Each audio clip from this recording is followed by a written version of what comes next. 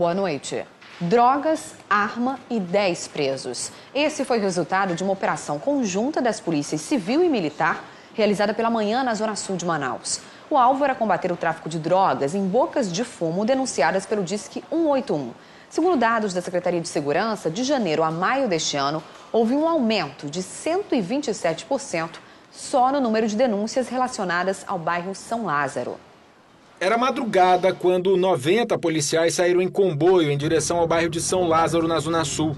No local foram cumpridos 16 mandados de busca e apreensão em supostos pontos de venda de droga. Esse é um trabalho feito de investigação a partir de denúncias feitas pelo 181, né, que a gente desenvolveu esse trabalho, solicitou a ajuda do DENARC também, e hoje reunimos todo esse efetivo para fazer as buscas e está surtindo efeito. Nesta casa, na Travessa São Lucas, os policiais encontraram 2 bolsas com quase 20 quilos de cafeína e uma balança de precisão. Kleiner Pereira, que guardava o material, foi detido. A cafeína ela é usada para a mistura da droga.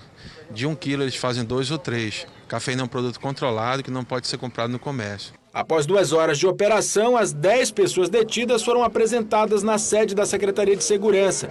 Mais de R$ 3.500, além de drogas, uma arma e celulares, também foram apreendidos. Entre os suspeitos, inclusive, havia um foragido da Justiça. Nós temos um indivíduo que é apelidado de Taba, que é o Francisco, que ele é um cara contumaz na prática de arrombamento de cofres de estabelecimentos comerciais. E outros aí que também já são contumazes na prática de crimes. Vamos verificar a situação de cada um perante a justiça, ver quem fica com mandado de prisão que esteja em aberto e quem possivelmente poderá ser liberado.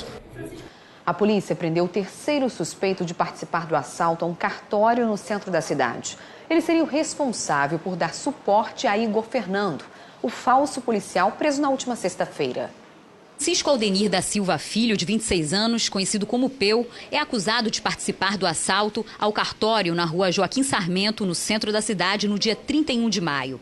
Ele teria ficado do lado de fora, em uma motocicleta, enquanto Igor, que usava o uniforme da Polícia Militar e estava em posse de uma arma de fogo, abordou as pessoas. A dupla levou R$ 2.900 em espécie e um revólver calibre 38 do vigilante da empresa que fazia segurança. Logo após a oitiva do Igor, ele mencionou que o Peu foi a pessoa que deu suporte fora do cartório, visualizando para, caso aparecesse algum policial, ele avisasse, né? E a partir daí a gente conseguiu chegar no Peu na compensa. Uma terceira pessoa ainda teria participado do assalto, mas ela foi presa junto com o falso policial militar na semana passada. Ela seria responsável por ter conseguido o uniforme da PM. Com isso, a polícia espera ter elucidado o caso. E também foi preso o suspeito da morte do advogado Gilson Lage, de 87 anos, no último fim de semana. O rapaz confessou que matou o idoso porque ele reagiu ao assalto. O outro comparsa que ajudou na ação está foragido. Jonatas dos Santos Fonseca, de 27 anos, foi preso em cumprimento a um mandado de prisão. Com ele estavam relógios da vítima, o advogado Gilson Guimarães Lage. O crime foi na última sexta-feira. O advogado estava em casa quando 2 homens armados tocaram a campainha e anunciaram um assalto. Segundo Jonatas, a vítima reagiu e por isso terminou enforcada. Agora, esse crime não aconteceu ao acaso, não. Ele foi planejado. Segundo Jonatas, o parceiro dele, identificado como Rafael, era namorado da sogra da diarista do advogado. O Rafael, que é o sogro de uma menina que trabalha como diarista para o advogado, né? Ele teria arquitetado toda essa ação, inclusive ele já teria perguntado para a Thaisa se teria a possibilidade de praticar o roubo no advogado, onde ela se recusou. Ele chamou a Thaisa algumas vezes para praticar esse roubo. E na sexta-feira, dia 8, por volta de 21 horas, eles acabaram entrando na casa do advogado e no momento do roubo enforcaram o advogado com uma corda de uma rede. O Rafael Queiroz dos Santos, de 28 anos, está foragido. É esse que a gente mostra na fotografia. Se você tiver qualquer informação sobre o paradeiro dele, deve procurar a polícia. O Grupo Marte da Polícia Militar recebeu uma nova denúncia de bomba na tarde de hoje. Dessa vez, o artefato foi encontrado no conjunto Cidadão 9, na Zona Leste. E é para lá que a gente vai ao vivo com a repórter Larissa Santiago. Boa noite, Larissa. Como está a situação nesse momento aí no local? Bom, a gente perdeu a comunicação com a Larissa, daqui a pouquinho a gente volta a saber como é que está a situação dessa ameaça de bomba lá pela Zona Leste. E a polícia desarticulou uma quadrilha que fazia arrastões em paradas de ônibus e agia principalmente na Zona Leste da cidade. A polícia chegou até o chefe do bando por causa do carro usado durante os roubos. Breno Rodrigo Santos de Souza, de 26 anos, é um rapaz de classe média, filho de um empresário do ramo de combustíveis. Segundo ele, por causa das drogas, entrou para o mundo do crime.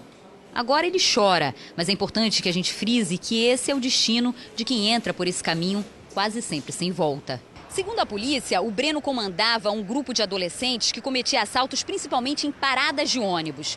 Como várias vítimas registraram boletins de ocorrência narrando arrastões cometidos por jovens em um Celta preto, foi possível localizar o veículo, que era registrado em nome do pai do Breno. A partir daí foram emitidos mandados de busca e apreensão que confirmaram a participação do Breno nesses crimes. Os adolescentes também já foram identificados. Agora, quem acha que foi vítima dessas pessoas, dessa quadrilha, deve procurar a polícia para tentar reaver aí os bens roubados. Segundo o depoimento do Breno, ele acredita que eles, em 3 dias de arrastões, eles conseguiram 100 aparelhos de celulares. Não dá bem para precisar a quantidade de vítimas, porque tem pessoas que hoje têm 2, 3 aparelhos, mas nós acreditamos que supera com facilidade a marca das 40 vítimas. É fundamental agora que, mediante essas imagens do Bruno que está passando, as vítimas que reconheçam, que compareça o distrito para fazer o reconhecimento e os procedimentos. Agora sim, vamos falar sobre a suposta bomba encontrada agora à tarde lá na Zona Leste. Quem está no Conjunto Cidadão 9, local onde foi encontrado o objeto, é a repórter Larissa Santiago, com quem a gente faz contato nesse momento. Larissa, boa noite. Tá me ouvindo bem? Agora a gente quer saber como é que está a situação por aí. Oi, Amanda, boa noite para você. Agora sim, meu boa noite especial para você de casa que acompanha a programação do A Crítica na TV. Pois é, esse artefato que foi encontrado desta quinta-feira. Os policiais da 28ª SECOM foram acionados por volta das 4 horas da tarde. A informação preliminar de que um morador teria visto um homem que estava em uma S10 abandonar o suposto artefato explosivo entre os 2 bancos de uma parada de ônibus que fica ali atrás. Ó. E aí, ela se assemelha a rojões que estariam envolvidos por uma fiação elétrica. É como se fosse uma bomba de fabricação caseira. O Grupo Marte veio até aqui, chegou mais ou menos às 5 horas da tarde, isolou a área, por isso que nós estamos nessa determinada distância. É uma forma de preservar a segurança, não só das pessoas da imprensa que estão aqui acompanhando, mas também de todos os moradores. A gente está aqui na expectativa da explosão, o robô foi usado ali também, e a gente fica aqui na expectativa, daqui a pouco a gente volta com mais informações. Amanda. Muito obrigada, Larissa Santiago. A qualquer momento a gente volta a falar com você sobre a situação aí no local. E o Ministério Público de Contas tem novo procurador-geral. A posse de Carlos Alberto de Almeida foi hoje de manhã. Ele fica no cargo até 2018. Essa é a 3ª vez que Carlos Alberto comanda a Procuradoria-Geral do Ministério Público de Contas, o MPC. Nos biênios de 2010 a 2012 e 2012 a 2014, ele esteve na função. Espero ter aprendido com as minhas carências dos 2 primeiros mandatos, né? E venho ansioso para fazer algumas coisas, né? Uma delas é tentar resgatar a quantidade de créditos públicos que existe, que é monstruosa. O procurador foi um dos entusiastas da Lei de Acesso à Informação e Transparência. Partiu dele a sugestão feita ao Tribunal de Contas do Estado que aplicasse multas aos gestores que descumprissem a legislação. Agora ele quer reforçar essas condutas. Pretendemos usar, ver quais foram os resultados da implantação, quem implantou, a que nível foi implantado, né?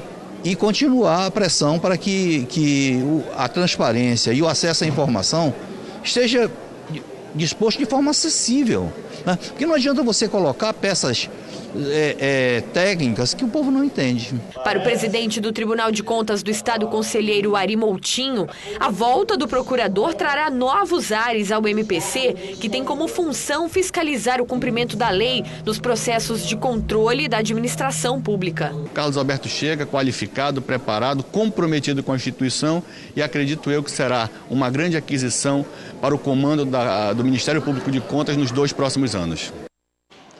E hoje foi votada a Lei de Diretrizes Orçamentárias na Assembleia Legislativa do Estado. Uma emenda conjunta que prevê aumento do percentual de recursos para o Tribunal de Justiça, para o Ministério Público e para a Defensoria foi aprovada. Depois de 2 dias sendo adiada, finalmente a Lei de Diretrizes Orçamentárias foi votada pelos deputados. 32 emendas propostas por parlamentares da base de oposição ao governo foram rejeitadas. Eu apresentei uma emenda garantindo que houvesse recurso específico para o combate à violência contra a mulher, política de proteção ao idoso e política específica para combate, ou melhor, para apoio aos renais crônicos. E eu acho lamentável que o Poder Legislativo tenha votado a partir de uma decisão do governo e não favorável à população. A novidade foi a vitória do Tribunal de Justiça, do Ministério Público Estadual e da Defensoria. Após muita pressão, os órgãos conseguiram a aprovação da emenda conjunta, que prevê o aumento do percentual de repasse para o orçamento do ano que vem. A estimativa é de 14 milhões. Portanto, esses valores de 14 milhões vão ser divididos em 0,10 para o Judiciário, 0,05 para o Ministério Público e 0,05 para a Defensoria Pública. Nós estamos falando de estimativas de receita de mais 7 milhões a partir de 2017 para o Poder Judiciário e 3,5 milhões estimados para a Defensoria e também o Ministério Público. Mas para o deputado Serafim Correia, esse aumento do percentual de repasse pode ser um tiro no pé. Isso porque, como esses valores são atrelados à arrecadação anual do Estado, caso haja diminuição da receita, os valores repassados serão reduzidos. A solução do problema é que nós precisamos aumentar a receita corrente líquida. Nós voltamos a patamares de 2011. Então, esse é o X da questão. E que precisa ser superado, só vai ser superado com a superação da crise econômica, bem como com o aperfeiçoamento dos mecanismos de arrecadação de impostos. E além da votação da LDO, teve uma outra discussão na Assembleia Legislativa. Pela primeira vez, os deputados derrubaram o veto proposto pelo governador do estado. Por unanimidade, o Parlamento Estadual manteve a lei que pedia a anistia dos policiais militares que participaram das greves de 2014 e 2015. O projeto de lei que pedia a anistia de 500 policiais militares envolvidos nas greves de 2014 e 2015 já havia sido aprovado pelo plenário da Assembleia Legislativa do Estado. Mas ao ser enviada para sanção, o governador decidiu vetá-lo e devolveu o projeto para a ALE. Na sessão desta quinta-feira, este veto entrou em pauta e foi votado. E para surpresa geral, todos os deputados decidiram em manter a lei, inclusive o líder do governo na casa. Esse veto realmente ele tinha sido derrubado em Brasília, um projeto similar a esse, e realmente a lei era inconstitucional. Porém, a presidente Dilma, ao vetar o projeto original em Brasília, aqui no nosso estado foi seguido pela Procuradoria do Estado. Porém, posterior a isso, o Senado Federal, o Congresso Nacional, aprovou essa lei da anistia, então tornando legal. Então tornou sem efeito o veto do governo do estado. Para a oposição, a derrubada do veto do governador, inclusive com o voto do líder dele aqui na casa, tem um significado. Segundo eles, o governador estaria enfraquecido no parlamento. Afinal de contas, é a primeira vez na história da ALE que um veto governamental é derrubado por unanimidade dos deputados. A derrubada desse veto, na minha opinião, significam duas coisas. Primeiro, é uma demonstração de força do Poder Legislativo e finalmente se manifestando como um poder independente em defesa dos policiais. E segundo, mostra uma base governista enfraquecida, que ao final teve que encaminhar pela derrubada do veto, tendo em vista os últimos processos de cassação do governador e uma iminente perda, inclusive, do mandato. Mas independentemente se houve derrota ou não do governador na Assembleia, para o deputado que propôs a lei, a vitória foi dos policiais militares, que fizeram a greve para tentar conseguir melhorias nas condições de trabalho. Nesse momento em que a gente veio apreciar esse veto aqui na Casa Legislativa Estadual, nós estamos permitindo o perdão dessas transgressões disciplinares na esfera administrativa. A esfera federal exonerou a pena judicial e agora nós acabamos com a pena administrativa. O Brasil fechou o primeiro semestre do ano com uma queda de mais de 33% na produção de veículos de duas rodas.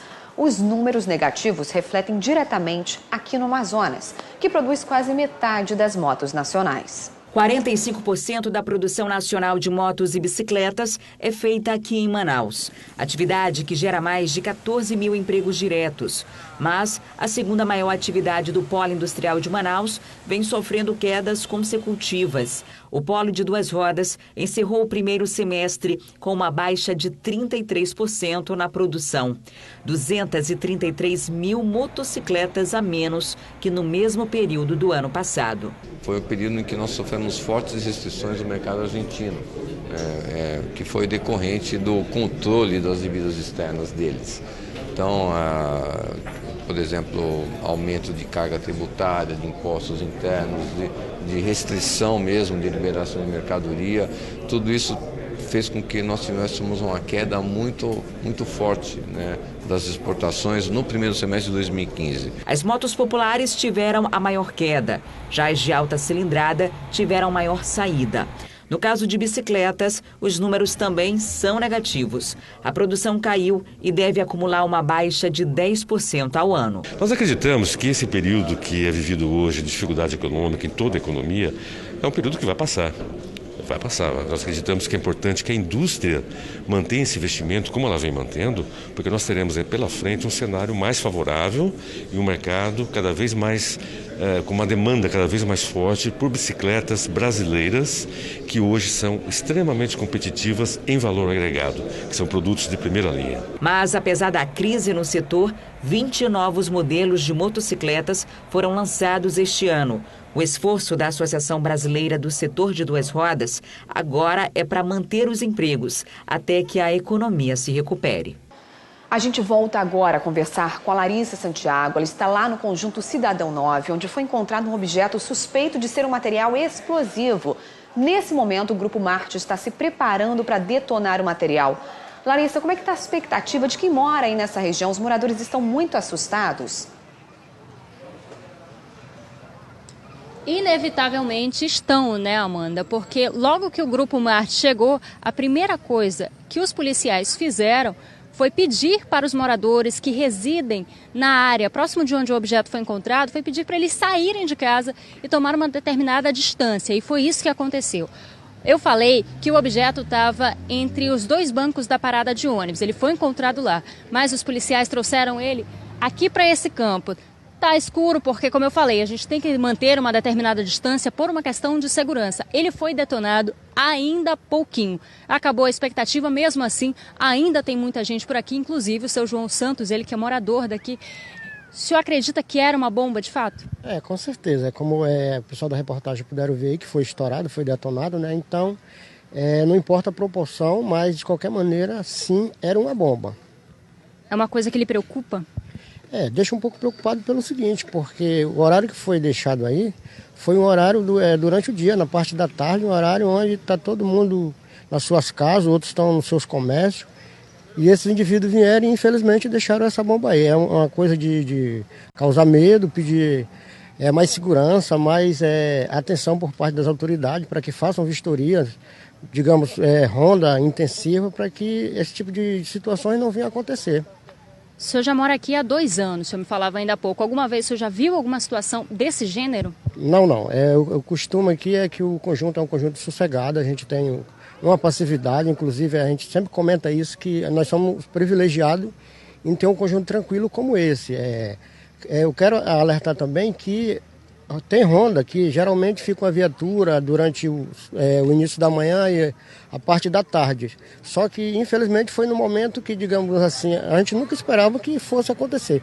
Que alguns indivíduos viessem deixar esse material aí durante esse horário. O senhor que com certeza já conversou com os outros moradores, o senhor sabe se alguém viu alguma coisa? Olha, o que me passaram é que na realidade eu estava trabalhando. Inclusive, eu fui um dos que a minha casa ficou na parte isolada, no perímetro determinado pelos policiais. Eu tive que ser retirado da minha residência por questão de segurança e enquanto a polícia fazia todo o procedimento que tinha que ser feito. E segundo o vizinho falou, é que um rapaz ia passando e viu esse objeto lá na parada, lá no local onde se encontrava, que era entre um banco e outro da parada do ônibus, e resolveram acionar a polícia. Muito obrigada pelas informações, seu João. Enquanto isso, os policiais do Grupo Marte continuam aqui, assim como os policiais militares. A área, como vocês podem ver, também se mantém isolada e a gente fica aqui acompanhando o desfecho, de mais uma suposta bomba encontrada. Amanda. Muito obrigada, Larissa, pelas informações. A gente vê aí o susto que os moradores levaram. A gente continua acompanhando daqui e a qualquer momento pode voltar com você com informações ao vivo. Muito obrigada pelas informações. E vendedores ambulantes de alimentos como cafés da manhã, pipoqueiros e os food trucks vão ter que pagar uma taxa anual para a prefeitura. O decreto foi publicado ontem no Diário Oficial do município. A prefeitura entende que por ocuparem espaços públicos, esses permissionários devem se regulamentar. As atividades também passarão por algumas proibições, como o uso de som, a venda em áreas residenciais e nos semáforos da cidade. A fiscalização vai ficar por conta do Impurbe, através da Guarda Civil Metropolitana e da Secretaria Municipal do Meio Ambiente. E os pecuaristas do estado devem ficar atentos aos rebanhos que ainda não foram 100% imunizados contra a febre aftosa. A Agência de Defesa Agropecuária e Florestal está com uma ação para identificar rebanhos que ficaram de fora da primeira etapa da campanha de vacinação contra a febre aftosa. Manter o Amazonas livre da febre aftosa. Para isso, 100% do rebanho do estado precisa receber a primeira e segunda dose da vacinação contra a doença. Em Manacapuru, a meta ainda não foi alcançada. O rebanho do município é de 15.036 cabeças de gado. Desse total, 95,5% já foram vacinados. A meta da ADAF é identificar esse restante até a segunda dose da vacina. A gente está na etapa do pós-campanha, já em busca desses produtores inadimplentes para alcançar a meta de 100% para poder iniciar a segunda etapa. O curral da propriedade de seu Pedro ficou debaixo d'água, o que dificultou a vacinação do rebanho. Já começou a secar e eu estou aguardando para nós ajeitar os curral, fazer uma boa manga para poder assar aqui o gado. Ele tem uma mistura de Nelório, gado arisco. Os criadores que não vacinaram o gado serão multados em R$ 40 por animal e mais R$ 300 pela propriedade. A segunda fase da campanha contra a febre aftosa inicia nesta sexta-feira. Bom, para a segunda etapa, nós vamos ficar com as equipes a campo para acompanhar essas vacinas. Nós temos a modalidade de vacina assistida, fiscalizada e oficiais, que é executada pelo médico veterinário, para a gente alcançar esse índice de 100%. E só nos primeiros 6 meses do ano, mais de 200 animais silvestres foram resgatados pelo IPAAM em plena área urbana. O trabalho dos especialistas é devolver todos eles para o habitat natural. Só essa semana foram quase 10 chamados para resgate. Quase todo dia o IPAAM recebe uma chamada para o resgate de animais silvestres. Só no ano passado foram mais de 600 registros. Nessa quinta-feira foi a vez de devolver essa jiboia de 1,60 m para a natureza. Ela foi encontrada pela manhã na zona norte da cidade. Ela foi encontrada alguns quarteirões próximos daqui dessa área de soltura. A pessoa ligou para o IPAAM, solicitou o resgate que estava no quintal dela. Nós fomos lá, recolhemos o animal hoje pela manhã. Ele pôde segurar até esse momento. Recolhemos o animal e vamos realizar a soltura no ambiente próximo de onde ela foi coletada.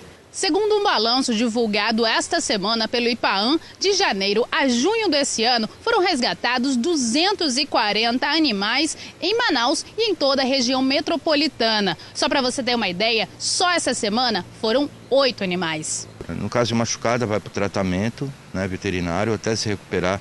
E no caso de ser solta, vai retornar para a natureza. Ou se ela simplesmente for encontrada num ambiente fora do local, como foi o caso, ela vai ser retornada, desde que seja uma avaliação, se ela está em condições, ela retorna para o ambiente mais próximo do local onde ela foi encontrada. Mas nem todo animal pode ser resgatado pelos técnicos do IPAAM. Somente aqueles que estão em situação de risco ou fora do habitat natural, como em casas e locais de trabalho. E se você tiver uma denúncia sobre animais encontrados em situação de risco, é só ligar para o número 2123-6774 e 2123-6739. Desde o início do jornal, a gente está acompanhando o desfecho de mais um artefato explosivo encontrado na cidade. E a gente volta ao vivo com a Larissa Santiago. Larissa, a Secretaria de Segurança já se posicionou em relação a essas supostas bombas que foram encontradas nesses últimos dias com tanta frequência aqui na cidade, não é mesmo? Muita frequência bem grande, viu? Se posicionou e tinha que se posicionar, né, Amanda? Afinal de contas, esse é o 6º suposto artefato explosivo que foi encontrado dentro de 3 semanas. É um número muito grande. E o primeiro foi ainda no mês passado, no fim do mês passado, no dia 28 de junho, o que causa todo um transtorno para a população, fora o sentimento de tensão, né, de medo mesmo. Muitos moradores estão preocupados porque foram encontrados artefatos, essas supostas bombas, em várias zonas da cidade, no centro, na Djalma Batista, agora aqui na Zona Leste, no Conjunto Cidadão 9, como a gente vem noticiando durante todo o jornal. Mas é feita toda uma operação, né, porque são supostos artefatos, mas podem ser bombas ou não. E pelo sim, pelo não, o melhor mesmo é garantir a segurança da população. Só que tem alguns, como eu falei, que causam esse transtorno. Da Djalma Batista, por exemplo, deixou o engarrafamento interminável, prejudicou o fluxo de carros em várias vias da cidade. E olha, ao contrário do que muita gente vem pensando, vem especulando, dizendo que isso aqui se trata de um treinamento do Grupo Marte, o secretário de Segurança Pública, Sérgio Fontes, desmente, diz que não é um treinamento, mesmo porque ele disse que nunca ia fazer isso sem antes avisar a população. Lembra quando teve aquela operação, aquela simulação durante o percurso da tocha, que foi ali na Torquato Tapajós, num posto de gasolina, que simulava um acidente entre um ônibus e um carro? Então, todo mundo estava sabendo, foi avisado com mais ou menos uma semana de antecedência. Nós, inclusive, noticiamos aqui no A Crítica na TV massivamente para evitar que o morador daquela área da cidade fosse prejudicado de alguma forma. Então, ele ratifica, não é um treinamento do Grupo Marte, não se trata de um treinamento, porque ele nunca ia fazer isso sem avisar a população, causar todo esse transtorno. Mas como eu falei, né, é o 6º artefato explosivo, suposto artefato explosivo encontrado em menos de 3 semanas, então é motivo de preocupação sim, mas uma coisa é certa, né? De qualquer forma, os policiais do Grupo Marte estão preparados para lidar com isso. O detalhe é que a gente chegou aqui por volta das 5 horas da tarde e só foi detonado ainda há pouco, coisa de 3 horas depois. É um tempo longo, mas porque requer toda uma preparação, foi usado um robô para fazer a primeira aproximação com o objeto, então tem toda uma preocupação com segurança que tem que ter, né? Avisar os moradores aqui da área para saírem de suas casas, porque a gente tem que ficar numa determinada distância. Como eu falei, é uma tentativa de preservar a vida de todas as pessoas, né? E definitivamente o Grupo Marte está preparado para isso, mas fica aquele sentimento de tensão, de medo em todos os moradores aqui da capital amazonense, né, Amanda? Volto com você no estúdio. Com certeza, é sempre um momento de tensão que a gente não sabe se o artefato realmente é explosivo, não era, só uma suspeita. Fica todo mundo na expectativa da saída desse laudo para divulgar se realmente tem alguma coisa a ver com explosão na cidade. Muito obrigada pelas informações, Larissa, e pelo seu acompanhamento aí na Zona Leste. E em Manacapuru, um adolescente de 14 anos atingiu um golpe de terçado na cabeça de um vizinho no bairro Morada do Sol. Revoltados, amigos e familiares atearam fogo na casa em que o menor morava com a família. Renato foi socorrido e encaminhado para o Hospital João Lúcio, em Manaus, onde encontra-se em estado grave. Revoltados com o crime, familiares e vizinhos de Renato atearam fogo na casa onde o menor morava com a família. A casa incendiada fica aqui, na mesma rua onde aconteceu o crime. Hoje pela manhã, só as marcas da destruição. Estas imagens mostram o local ainda em chamas. Segundo testemunhas, não é a primeira vez que o menor causa problemas no bairro. E eles atacaram também ali para baixo, também na nossa casa, né? Deixaram o teçado. E toda vez que a gente vai lá, a mãe diz que eles não são assim. Ela acoita tudo que eles fazem. E a gente pede justiça mesmo daqui, fora eles daqui, desse lugar. Segundo os familiares, a própria mãe do menor foi quem teria dado o teçado para que ele cometesse o crime. Foi o que tu falou, ele disse assim, não falou nada, né? Ele disse, tu fez o que fez com meu filho, tá tomando satisfação. Ele falou, né? Aí ele disse, o que o senhor vai querer? Aí meu marido deu um tapa nele, me deu um tapa, a mãe dele jogou o teçado pra ele. A mãe dele armou, o próprio filho, ela armou pra matar meu marido. O menor foi capturado horas após o crime em um sítio localizado na estrada que liga Manacapuru a Novairão. A Polícia Civil investiga o caso. E a Secretaria Estadual de Meio Ambiente entregou hoje de manhã equipamentos para brigadas de incêndios da região metropolitana de Manaus. A ação é para combater os focos de incêndios, que é um problema enfrentado principalmente por cidades do interior na época do verão amazônico, que vai até setembro. São mais de 3.000 equipamentos que serão divididos em kits e distribuídos para 13 municípios da região metropolitana de Manaus, mais Capiranga. Rio Preto da Eva é um deles. Ano passado, o Rio Preto da Eva ele não apareceu no mapa de grandes incêndios.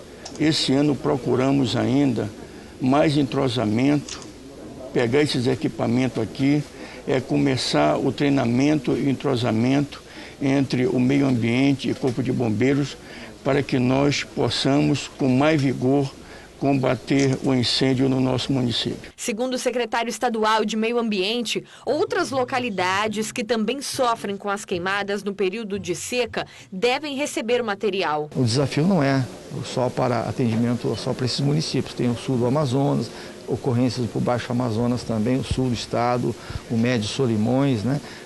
Temos até uma preocupação ainda com a carga do Rio Negro, né? Que vai lá mais para o final do nosso período de seca. Além dos equipamentos, a Secretaria também está empenhada em conscientizar a população de que a prática de queimadas são ilegais e podem configurar crime ambiental, mesmo nas áreas urbanas. O Corpo de Bombeiros já registrou alguns casos nessa semana.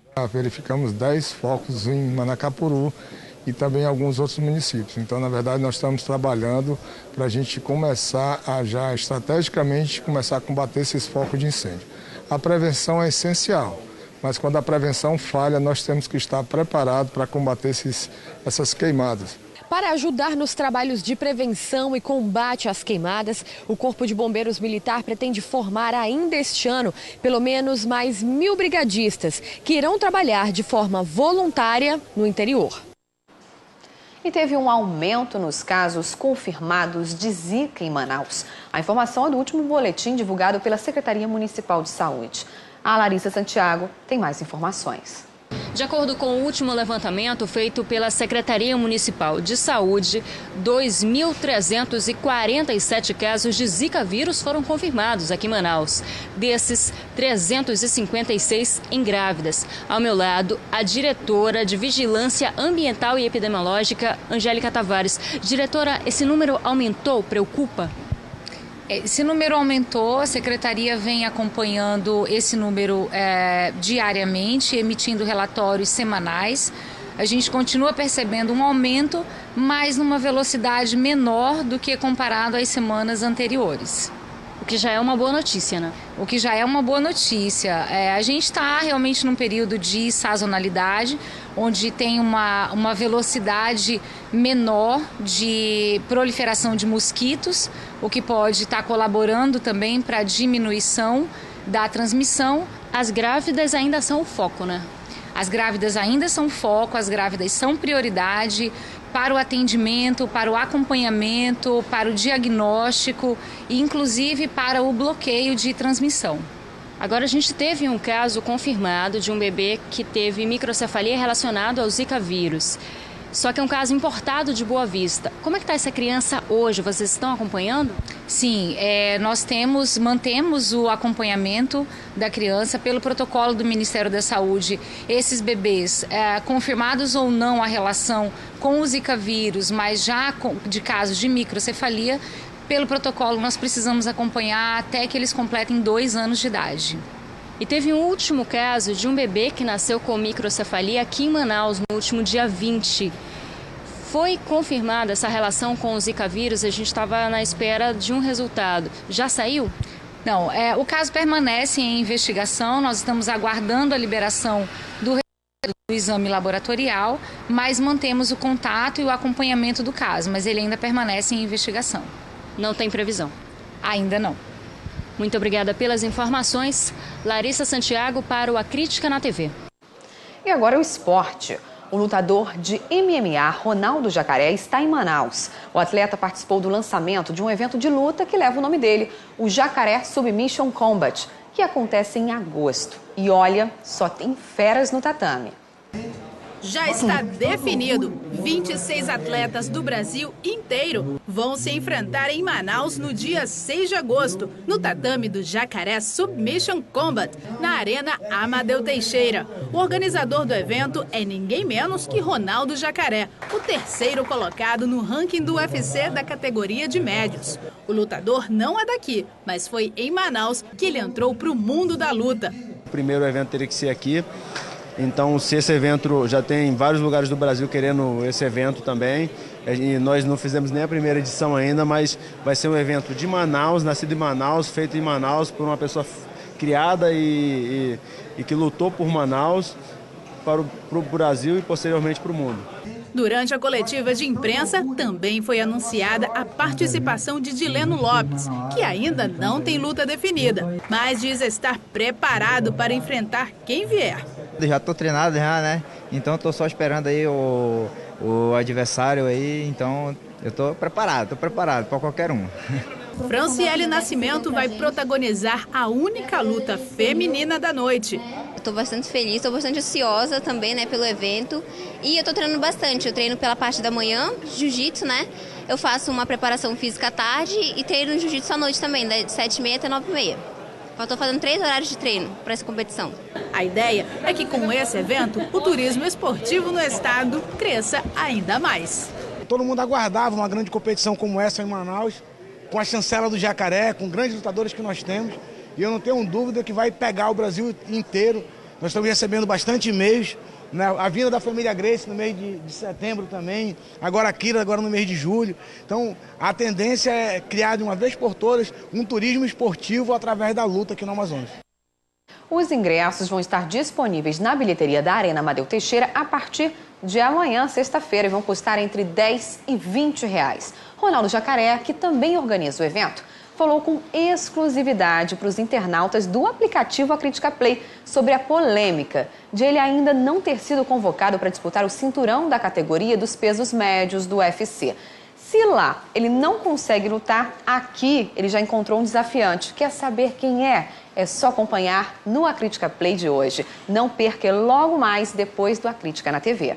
Nesta sexta-feira, no programa Manhã no Ar, tem dica de passeio para curtir com as crianças durante as férias, aqui mesmo em Manaus. A Daniela Sayag traz detalhes de como aproveitar o tempo livre para levar os pequenos num centro cultural. Confira os destaques de amanhã. Boa noite, Amanda Couto e você que acompanha A Crítica na TV. Nessa sexta, a gente vai fazer um passeio pela usina Chaminé, no quadro Roteiro do Dia. O prédio foi construído em 1910 e abriga aí um centro cultural com programação para o público infantil e adulto também. Uma boa dica de férias, viu? Tem também uma entrevista sobre agricultura. A gente vai falar sobre o combate à exploração do trabalho no setor de Piaçava, lá em Barcelos. Um problema seríssimo. Doenças, entre elas o câncer, e pode ser encontrada facilmente aqui na nossa região. Uma passadinha na feira já é suficiente para você levar uma boa dose da substância para casa e para sua mesa. A senhora sabia que aqui na feira tem um remédio que faz a pessoa ter menos chance de ter um ataque cardíaco? Não. A senhora sabia que tem um produto aqui na feira que ele diminui a chance da criança nascer com autismo? Com certeza tem. Qual que é o produto? Como é, Libera? Da criança? Pera lá, é o... Oh, meu Deus. Eu esqueci.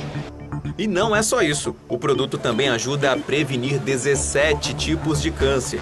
E o principal, facilita a absorção de cálcio pelos ossos. Estamos falando da vitamina D. Eu estou aqui no mercado Adolfo Lisboa, ao meu lado a nutricionista Ana Consentini, que vai me ajudar a encontrar as fontes de vitamina D. A primeira é muito fácil de encontrar, né? Exatamente, a primeira, luz solar. O contato da pele com a luz solar estimula a produção de vitamina D pelo fígado. O ideal é aproveitar as primeiras horas da manhã para caminhar ou realizar qualquer atividade ao ar livre, mas tem de ser diretamente ao sol. Ficar na sombra ou dentro do carro não adianta, pois o vidro bloqueia a radiação necessária para produzir a substância. Luz solar é algo que os amazonenses não podem reclamar. Agora, a segunda principal fonte de vitamina D também é muito abundante aqui na nossa região. Exatamente, região amazônica, fonte dos peixes. Tá? Então, peixe é outra fonte. Que é o que não falta aqui no mercado Adolfo Lisboa. Exatamente. Vale quase todo tipo de peixe encontrado na feira. Evitar somente os salgados e os enlatados. Existe algum cuidado na hora de preparar o peixe para ter sempre o máximo de nutrientes e de vitamina D, no caso? Exatamente. Para a gente receber essa fonte de vitamina D, o ideal sempre é assado, cozido, principalmente grelhado. Frito, não. A nutricionista lembra que para saber se o paciente tem deficiência de vitamina D, só com exame de sangue. Em alguns casos, é preciso utilizar suplemento vitamínico. Chegando aqui para encontrar mais uma fonte de vitamina D. Queijo, laticínios, enfim, derivados do leite. Todos são fontes de vitamina D. Eu que não sou besta, vou provar um pedacinho de queijo também. Tá no ponto bom de sal. Que é importante, aliás, né? Não pode ter muito sal no queijo, porque senão vai consumir vitamina D, mas pode ter outros problemas. Exatamente. Se comprou o queijo coalho, não custa nada levar para casa, colocar por 2 horas a 300 ml de água, deixar de molho, depois retirar um pouco aquele sal do queijo coalho. E aí já consome o cálcio e a vitamina D, essencialmente.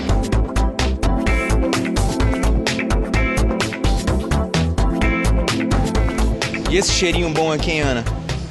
Então, apesar de outras fontes como os peixes da Amazônia e o leite e derivados, também outra fonte são os verdes folhosos, fontes de vitamina D. E tem uma variedade enorme de folhas aqui, né, Ana? Exato, jambu, chicória, coentro, afavaca. Eu só conheço o cheiro verde, mas vamos falar com quem é especialista aqui. A senhora que é a dona da banca aqui? Isso. O que tem de variedade aqui?